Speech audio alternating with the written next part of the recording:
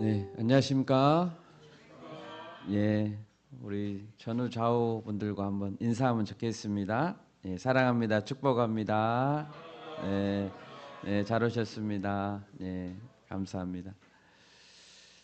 예, 2025년 이제 새해가 밝았습니다. 우리에게 한 해를 또 허락하신 하나님께 감사와 모든 영광을 올려드립니다. 네, 아멘. 이제 1월부터 2월 초순까지는 여호수아 말씀으로 매일 큐티를 진행하고 또 주일 예배도 진행하겠습니다. 여호수아라는 이 단어는 구약 성경의 6번째 책의 이름이면서 동시에 사람의 이름입니다. 모세는 우리가 많이 알려져 있지 않습니까? 모세는 이스라엘 백성을 이집트에서 탈출시키면서 홍해를 가르고 건너게 했던 탁월한 신앙의 인물이었습니다. 여호수아는 본문 1절에 나온 대로 이런 모세의 수종자였습니다. 수종자란 다른 성경에는 보좌관 또는 부관 이렇게 번역되어 있습니다. 여호수아는 이스라엘 백성이 이집트에서 나오던 그 시기부터 모세와 함께 활약하였고 충성스럽고 뛰어난 모세의 보좌관이었습니다. 분명히 모세와 40년 가까이 지내면서 모세의 훌륭한 인격과 또 신앙을 닮아갔을 것입니다.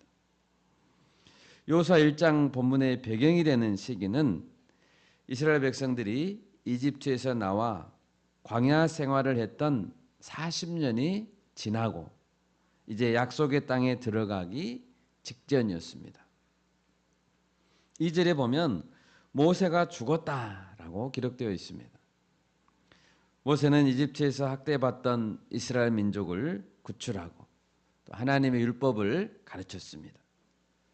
노예로 살던 백성들이 자유롭게 되고 또 자유롭게 될 뿐만 아니라 하나님의 백성으로 성숙해지도록 도왔습니다. 모세는 위기 때마다 백성들 편에 서서 하나님께 기도했습니다. 이렇게 지낸 광야 세월이 40년입니다. 40년. 모세가 죽자 이스라엘 백성들은 마치 하늘이 무너져 버린 것 같은 부모를 잃은 고아와 같은 슬픈 마음이었을 것입니다. 바로 앞장인 신명기 34장 8절에서는 이렇게 말합니다. 이스라엘 자손이 모압 평지에서 모세를 위하여 애곡하는 기간이 끝나도록 모세를 위하여 30일을 애곡하니라. 한 달 내내 애곡했습니다. 얼마나 슬펐던지. 그러면 이때 하나님은 이스라엘을 어떻게 이끌고자 하셨습니까?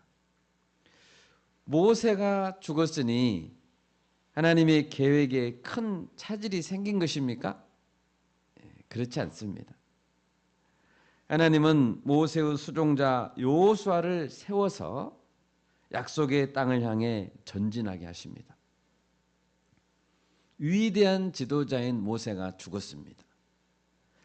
모세는 위대하기는 했지만 모세도 한 인간이었고 하나님의 일개 종에 불과했습니다. 모든 구원 역사는 하나님께서 주관하십니다. 네, 아멘. 하나님이 주관하십니다. 모세도 여호수아도 다윗도 엘리야도 모든 신앙의 위대한 종들도 하나님의 도구에 불과합니다. 우리가 올림픽 육상 경기를 보면 저는 이 계주를 좋아합니다. 계주가 재밌더라고요. 400m 계주는 한 사람이 100m씩 뜁니다. 그리고 1600m 계주는 한 사람이 400m씩 뛰어야 합니다. 순번이 되면 바통을 이어받아 정해진 구간을 열심히 달립니다. 중요한 지점이 어디입니까? 바통을 주고 받는 그 지점입니다. 그때 실수로 떨어뜨리거나 부드럽게 연결되지 못한다면 좋은 성적을 거두지 못합니다. 이제 모세가 열심히 달렸습니다. 이제는 여호수아가 달려야 될 차례입니다. 또 오늘 우리가 달려야 될 차례입니다. 여러분, 우리도 달립시다. 아멘. 바통을 이어받아서 잘 달립시다. 오늘 말씀의 제목은 강하고 담대하라, 네가 형통하리라 입니다. 하나님은 이제 달리려고 하는 여호수아에게 어떻게 격려하십니까? 이 격려의 말씀은 2025년 1월 첫 주를 열어가는 우리에게도 큰 도전과 격려가 되는 말씀입니다. 첫째, 하나님은 일어나서 가서 그 땅을 밟아라 라고 말합니다. 일어나 가서 그 땅을 밟아라. 2절을 보십시오. 내 종 모세가 죽었으니 이제 너는 이 모든 백성과 더불어 일어나 이 요단을 건너 내가 그들 곧 이스라엘 자손에게 주는 그 땅으로 가라.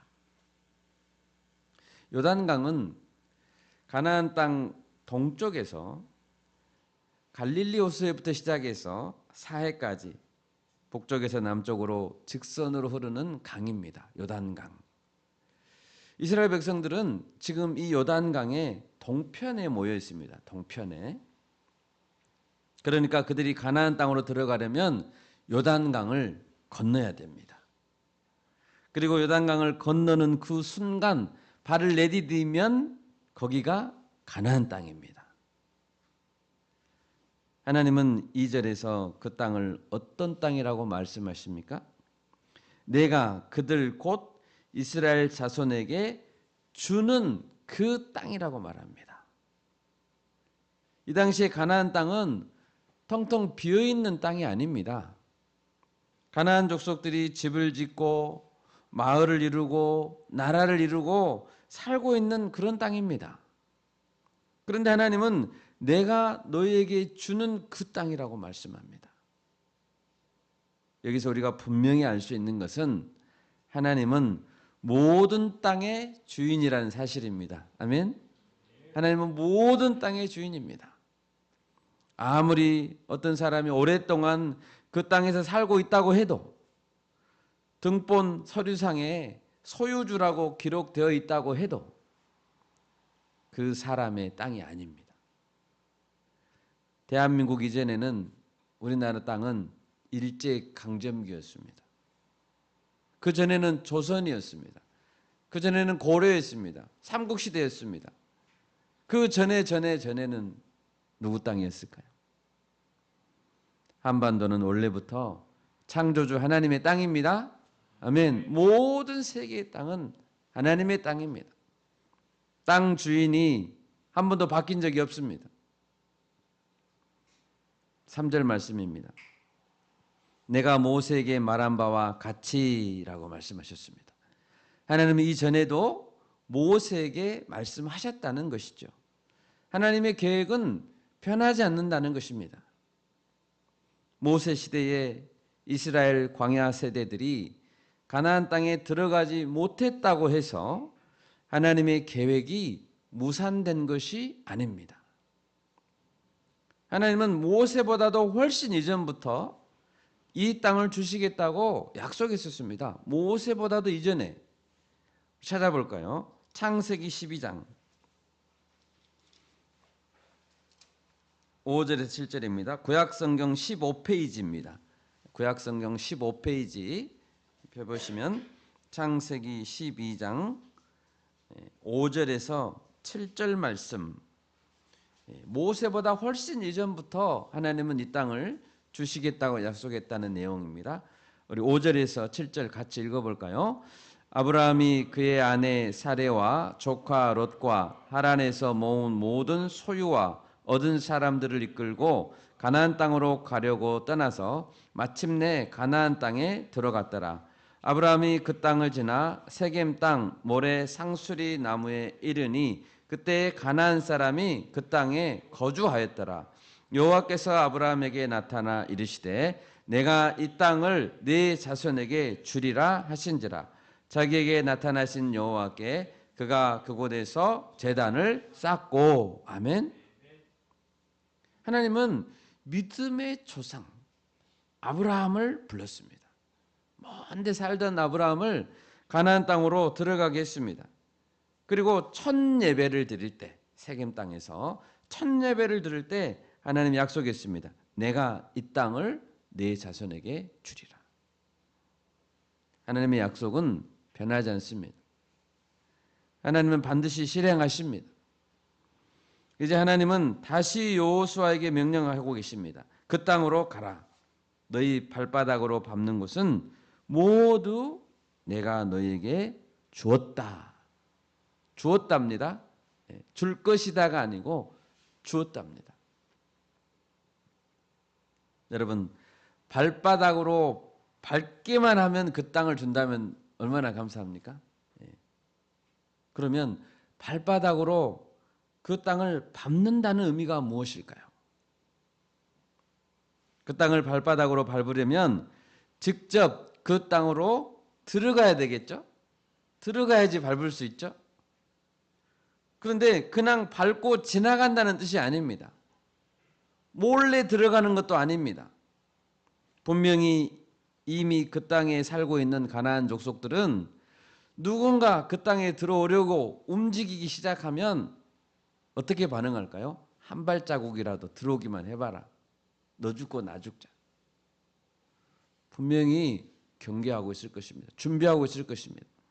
그러므로 그 땅을 밟는다는 것은 그 땅을 차지하겠다는 선전포고입니다. 가나안 민족들과 전쟁을 치러야 한다는 의미입니다. 또한 몇 사람만 들어가서 잠깐 게릴라식으로 싸우고 나온다는 그런 의미가 아닙니다. 그런 것은 몇 사람만 수고하면 되지요. 그런데 하나님께서는 몇 사람만 가라고 하지 않았습니다. 이 모든 백성과 더불어 가라고 했습니다. 이 모든 백성과 일어나 그 땅으로 가라. 정탐꾼만 들어가서 금방 밟고 나오는 것이 아닙니다. 200만 명이나 되는 사람들이 요단강을 건너서 들어가야 됩니다. 한번 들어가면 돌아서 나올 수 없습니다. 그리고 이 정복 전쟁이 끝나면 그곳에 집을 짓고 살아야 됩니다.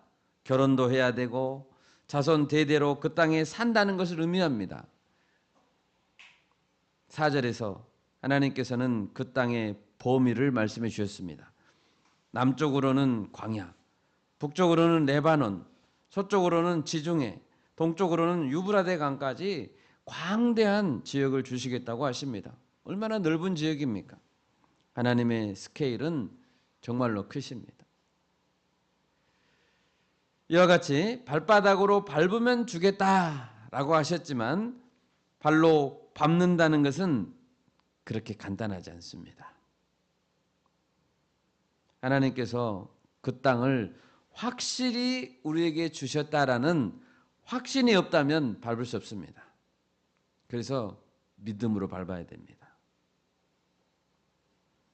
여러분, 가나안 땅을 밟으라는 말씀은 오늘 우리에게도 하신 말씀입니다. 우리가 밟아야 될 땅은 어디일까요? 우리의 사명의 땅은 어디일까요? 특히 우리 교회는 청년, 대학생 복음화를 목표로 시작되었습니다. 우리가 밟아야 될 땅은 먼저 대학 캠퍼스입니다. 아멘? 아멘. 학기 중에는 지난 학기에도 캠퍼스 현장에서 모여서 계속 기도했습니다. 대학 캠퍼스는 원래 예수님께서 주인이십니다. 아멘. 우리는 계속해서 그 땅으로 나아가서 그 땅을 밟으면서 기도를 심고 말씀을 심어야 합니다. 한국 교회가 살아나고 열방으로 선교사들을 많이 보내고 제사장의 사명을 감당하려면 청년 리더들을 훈련시켜야 됩니다. 복음으로 키워내야 합니다. 그것이 그 땅을 밟는 것입니다. 기회가 되는 대로 해외 선교지를 직접 발바닥으로 밟고 현지에서 수고하시는 선교사님들과 동역하고 도와야 합니다. 그것이 밟는 것입니다. 여러분, 우리가 열심을 가지고 더 넓은 땅으로 나아갑시다. 아멘. 주님의 나라를 더 확장시켜야 합니다. 그것이 우리의 존재 목적입니다. 두 번째로 하나님은 여호수아에게 강하고 담대하라 라고 말씀하십니다. 하나님께서는 여호수아에게 강하고 담대하라 라고 3번이나 말씀하십니다. 6절에서도 강하고 담대하라 라고 했습니다. 7절에서 오직 강하고 극히 담대하여, 9절에서도 내가 네게 명령한 것이 아니냐, 강하고 담대하라.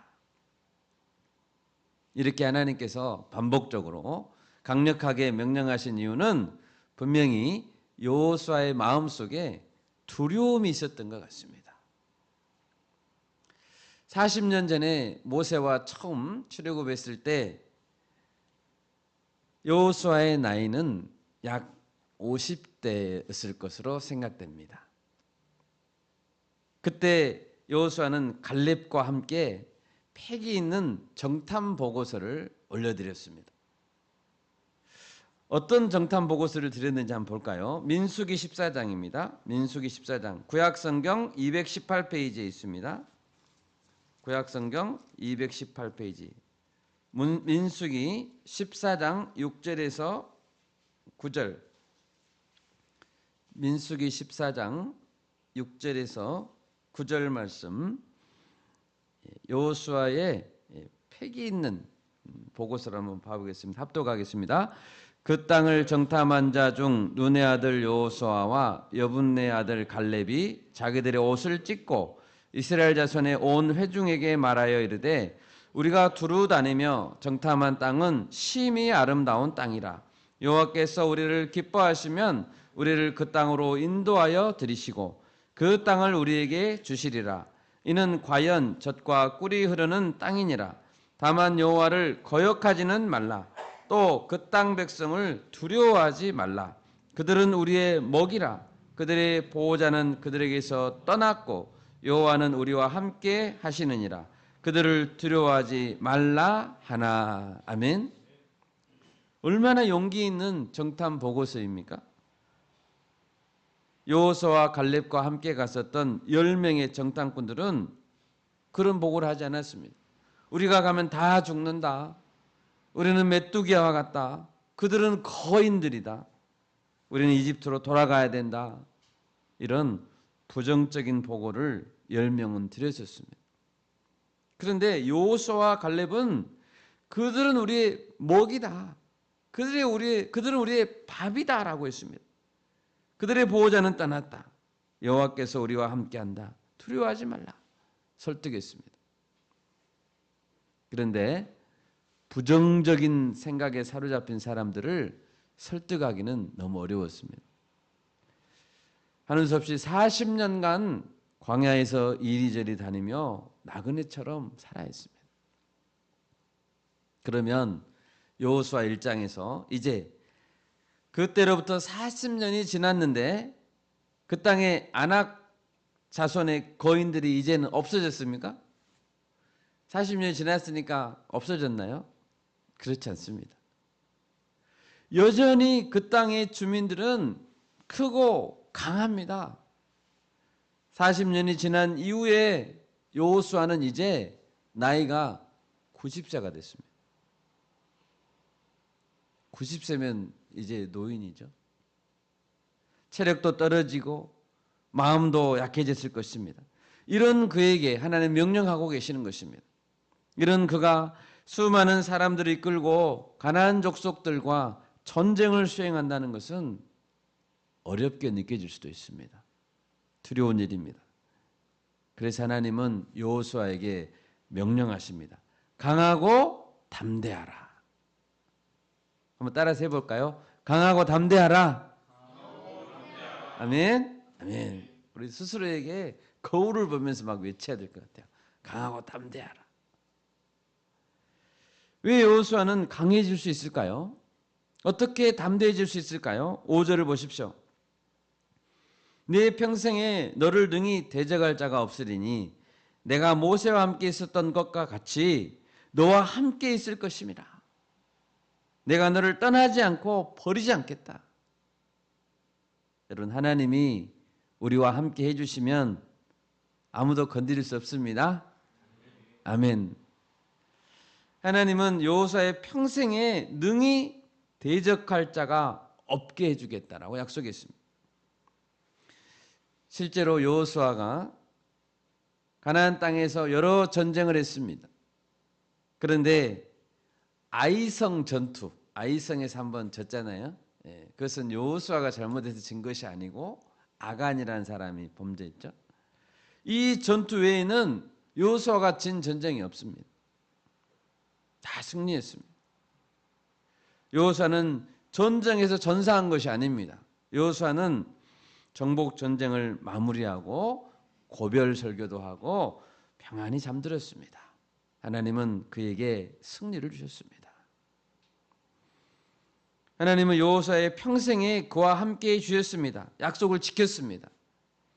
여호수아는 늙어서 죽을 때 고백했습니다. 우리 여호수아 23장 마지막 장에서 한 장 앞에 23장 한번 보겠습니다. 여호수아 23장에서 몇 군데 보겠습니다. 355페이지에 있습니다. 여호수아 23장 우리 3절 말씀 같이 읽어볼까요? 너희의 하나님 여호와께서 너희를 위하여 이 모든 나라에 행하신 일을 너희가 다 보았거니와 너희의 하나님 여호와 그는 너희를 위하여 싸우신 이시니라. 아멘. 23장을 그대로 펴놓으세요. 하나님은 여호수아의 평생에 그를 위해 싸웠습니다. 능히 대적할 자가 없었습니다. 또 23장 8절 9절도 읽어볼까요? 8절 9절입니다. 오직 너희의 하나님 여호와께 가까이 하기를 오늘까지 행한 것 같이 하라. 이는 여호와께서 강대한 나라들을 너희의 앞에서 쫓아내셨으므로 오늘까지 너희에게 맞선 자가 하나도 없었느니라. 아멘. 맞설 수가 없었습니다. 하나님이 함께 해줬습니다. 또 14절도 읽어볼까요? 23장 14절입니다. 보라, 나는 오늘 온 세상이 가는 길로 가려니와 너희 하나님 여호와께서 너희에게 대하여 말씀하신 모든 선한 말씀이 하나도 틀리지 아니하고 다 너희에게 응하여 그 중에 하나도 어김이 없음을 너희 모든 사람은 마음과 뜻으로 아는 바라. 아멘. 하나님의 말씀은 분명히 지켜주십니다. 하나님이 하신 모든 선한 말씀 하나도 틀리지 않게 하나님은 다 지켰습니다. 하나님께서 오늘 우리에게도 말씀하십니다. 강하고 담대하라. 오직 강하고 극히 담대하라. 우리 옆 사람에게 한번 이야기해 보면 좋겠습니다. 강하고 담대하십시오. 예, 강하고 담대하십시오. 예. 사람은 언제 강해질까요? 가장 강한 자가 내 편에 곁에 있을 때 강해집니다. 소년 다윗이 거인 골리앗에게 덤벼든 것은 다윗이 상황 판단을 잘못했기 때문이 아닙니다. 다윗은 뒤에 계신 하나님을 믿었습니다. 나는 만군의 여호와 이름으로 나아간다. 여호와의 구원하심이 칼과 창에 있지 않음을 이 무리에게 알게 하리라. 전쟁은 여호와께 속한 것이다. 이렇게 소리치면서 거인 골리앗에게 뛰어갔습니다. 우리가 좋아하는 사도 바울은 다메섹에서 부활하신 예수를 만난 이후로 한 번도 뒤돌아보지 않았습니다. 사명의 길을 걸어갔습니다. 그렇게 그가 강하게 전진할 수 있었던 것은 자신에게 베푸신 은혜 때문이었습니다. 우리 다 같이 고린도후서 신약성경 고린도후서 12장을 찾아보겠습니다.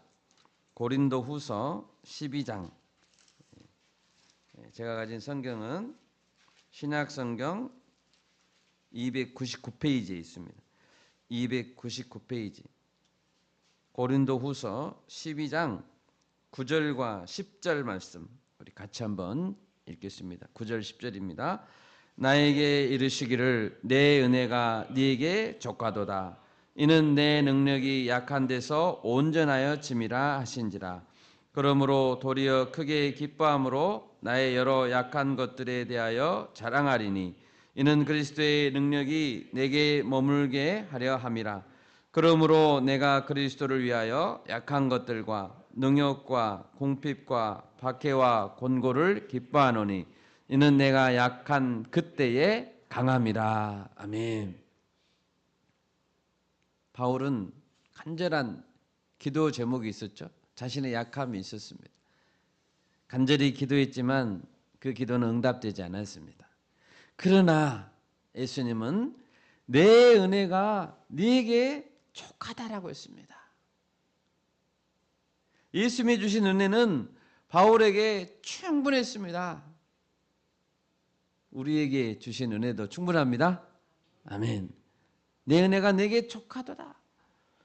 바울의 약한 부분에서 예수님의 강하심이 온전하게 드러날 수 있기 때문입니다. 바울이 물론 많은 선교 열매를 맺었습니다. 많은 선교 열매를 맺었습니다. 그렇지만 이것은 바울의 인간적인 성공이 아닙니다. 바울이 연약한 점이 드러날수록, 바울이 은혜를 더 깊이 새길수록 예수님의 능력이 더 드러날 수 있었던 것입니다. 그러기 위해서 예수님은 내 은혜가 네게 족하다라고 했습니다. 부족하기 때문에 예수님이 바울을 쓰신 것입니다. 바울이 완벽했다면 바울을 쓰면 바울의 성공은 바울의 공으로 돌아갈 수 있잖아요. 부족했기 때문에 부르신 거예요. 우리도 마찬가지입니다. 그래서 바울은 제자 디모데에게 마지막으로 제자 디모데에게 당부하는 말을 할 때도 디모데에게 강해지라라고 했는데 은혜 가운데서 강해져라라고 하신 것입니다. 바울이 이렇게 말했습니다. 내 아들아, 그러므로 너는 그리스도 예수 안에 있는 은혜 가운데서 강해져라라고 했습니다. 우리가 은혜를 새길 때 강해집니다. 반대로 은혜를 잃어버리면 우리는 약해집니다. 무기력해집니다. 우리 인생에서 언제 예수님의 능력이 드러납니까? 내가 자신의 강함과 지혜를 드러내고 나의 오만과 자랑을 드러낼 때는 예수님이 드러나지 않습니다. 우리는 오히려 약해지게 됩니다. 그런 자들에게는 예수님은 역사하지 않습니다. 2024년 작년 하나님께서 우리 교회를 베푸신 은혜가 너무 큽니다. 우리는 작고 우리는 연약했습니다. 그런데 하나님께서 우리를 통해 큰 일을 이루셨습니다. 이 은혜를 우리가 하나하나 새기고 잊지 말아야 됩니다. 어떤 우리를 하나님이 불렀는가 잊지 말고 새길 때 우리가 은혜 안에서 강해질 수 있음을 믿습니다. 아멘. 마지막 셋째로 하나님은 여호수아에게 율법책을 주야로 묵상하고 지켜라 라고 말씀하십니다. 본문 여호수아 1장 8절을 보십시오. 이 율법책을 내 입에서 떠나지 말게 하며 주야로 그것을 묵상하여 그 안에 기록된 대로 다 지켜 행하라. 그리하면 내 길이 평탄하게 될 것이며 내가 형통하리라. 여호수아가 앞으로 해야 될 일은 무엇입니까? 전쟁입니다. 전쟁이라니까요. 영적 싸움이면서 동시에 실제적인 싸움입니다. 여러분 우리도 마찬가지입니다. 우리도 영적 싸움을 싸워야 되지만 실제적으로 우리도 해야 될 일이 있습니다. 싸움과 같습니다. 전투와 같습니다. 여호수아가 해야 될 일은 전쟁입니다. 새빨간 피가 튈 것입니다. 팔다리가 잘릴 수 있습니다. 죽음까지도 각오해야 될 철저한 실전입니다. 게임이 아닙니다. 하나님께서는 그런 전쟁 가운데 주야로 무엇을 하라고 하십니까? 아침과 저녁 시간에 말씀을 묵상하라고 하십니다. 부지런히 해야 될 필수적인 일, 아침과 저녁에 말씀 묵상입니다.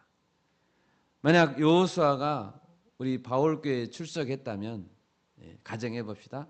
여호수아가 바울교회에 출석했다면 아침과 저녁에 말씀 묵상하라 했으니까 아침 등불 기도회에 한 번도 안 빼고 나왔을 것입니다. 아멘? 그것입니다. 한 번도 안 빼고 나와야 됩니다. 여호수아는 반드시 나왔을 것 같아요. 우리는 바쁜 일상 가운데 누구나 살아갑니다. 내일 아침에 전쟁을 해야 된다고 해봅시다. 내일 아침에 싸워야 돼요. 전쟁해야 돼요. 그러면 오늘 저녁에 여호수아는 뭐 해야 돼요? 말씀 묵상해야 돼요. 중요한 미팅이 있습니까? 중요한 사람을 만나야 되고 중요한 과제를 해야 되고 그런 일이 있습니까? 그러면 반드시 주야로 말씀을 묵상해야 합니다. 여호수아는 전쟁을 앞두고 있다니까요. 여호수아가 읽어야 될 가장 중요한 책은 무엇입니까? 손자병법입니까? 싸움의 기술입니까? 아닙니다. 하나님의 율법입니다. 창세기, 출애굽기, 레위기, 민수기, 신명기, 모세오경 이것을 읽어야 합니다. 여러분 이 책들에 무엇이 기록되어 있길래 그 책을 읽으라고 하실까요? 율법에는 인간과 우주 만물은 어디에서 왔는가가 기록되어 있습니다. 하나님은 누구시고 나는 누구인가가 기록되어 있습니다. 여호수아 자신을 포함한 이스라엘 백성들이 어떤 부르심과 어떤 과정을 통해서 선택받았는가, 어떤 약속 가운데 여기까지 왔는가 기록되어 있습니다. 이스라엘 백성들은 무엇을 위해 살아야 되는가? 하나님의 백성으로서 이 땅에 어떤 기준과 어떤 질서에 따라 살아야 되는가 기록되어 있습니다. 이보다 더 중요한 책이 있습니까? 여러분의 인생과 우주가 어디에서 출발했는지, 하나님이 누구신지, 내가 지금 무엇 때문에 살고 있는지, 내 생명의 주인이 누구인지 여러분 알고 싶으십니까? 알고 싶으시죠? 아멘. 성경을 읽고 묵상하십시오. 이것을 모른다면 내가 왜 살고 있는지를 모릅니다. 왜 내가 가나안 땅에 들어가야 되는지를 모릅니다. 왜 가나안 족속과 싸워야 하는지를 모릅니다. 왜 그들이 섬기는 우상을 섬기지 말아야 되고 왜 그들과 구별된 삶을 살아야 되는지 모릅니다. 구약에 보면 많은 시간을 전쟁터에서 보낸 사람이 있는데 다윗입니다. 다윗은 이스라엘 주위를 둘러싼 사방에 있는 많은 민족들과 계속 싸워야 했습니다. 또 사울 왕이 자신을 죽이려고 했을 때 그는 도망 다녀야 됐습니다. 그런데 이렇게 정신없이 바쁜 시간 속에서 다윗은 여호와의 율법을 가까이 했습니다. 그는 늘 찬송을 불렀습니다. 늘 시를 썼습니다. 우리 시편 18편 한번 찾아보겠습니다. 시편 18편. 제가 가진 구약 성경은 813페이지입니다. 813페이지에 있습니다. 시편 18편. 18편에 부제가 있죠. 부제 위에 부제가 있습니다. 같이 한번 18편의 부제를 읽어보겠습니다. 여호와의 종 다윗의 시, 인도자를 따라 부르는 노래. 여호와께서 다윗을 그 모든 원수들의 손에서와 사울의 손에서 건져주신 날에 다윗이 이 노래의 말로 여호와께 아뢰어 이르되. 아멘. 모든 원수들과 싸울 때 기도를 했다는 거예요. 다윗은 이런 시로 우리 28절부터 30절까지 방금 시편 18편입니다. 28절에서 30절까지 같이 읽겠습니다. 주께서 나의 등불을 켜시며 여호와 내 하나님이 내 흑암을 밝히시리이다.